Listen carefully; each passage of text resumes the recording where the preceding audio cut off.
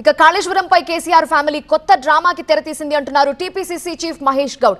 కాళేశ్వరం అవినీతిపై కవితవి చిలక పలుకులు అన్నారు. హరీష్ రావు మాత్రమే అవినీతి చేశారని కవిత అంటున్నారని, కవిత వ్యాఖ్యలు నిజమైతే అప్పుడే హరీష్ పై ఎందుకు చర్యలు తీసుకోలేదని ప్రశ్నించారు. అప్పుడే హరీష్ రావు అవినీతిపై కవిత ఎందుకు మాట్లాడలేదని ఆయన ప్రశ్నించారు.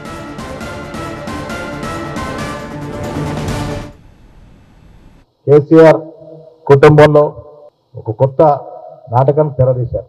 కవిత రూపంలో వచ్చి కేసీఆర్ని రక్షించే ప్రయత్నంలో భాగంగా మా నాయనకి ఏం తెలియదు, హరీష్ రావే దీంట్లో అవినీతికి పాల్పడినాడు, సంతోష్ రావే పాల్పడినాడని చిలక పలుకులు పలుకుతూ ఉంది. ఆజ్ఞ లేనిదే చీమ కూడా కదలలేని పరిస్థితి.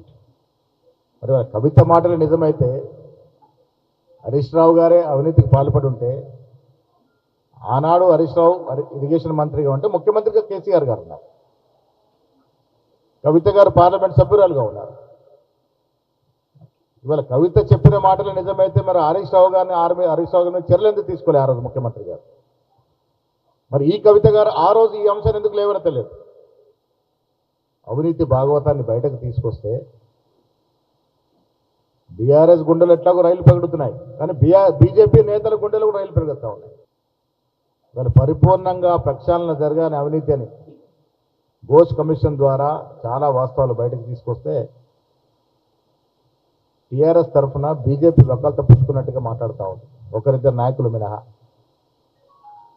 కాళేశ్వరంలో కర్త కర్మ క్రియ అన్నీ తానే అని చెప్పుకున్న కేసీఆర్ గారు అవినీతి కూడా బాధ్యత వహించాల్సిందే.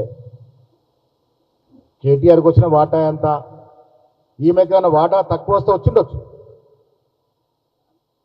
కవిత గారికి వచ్చిన వాటాలు ఏమైనా తగ్గుదల ఉంటే ఉండొచ్చు, వాటాల హెచ్చు తగ్గులు ఉండొచ్చు, కానీ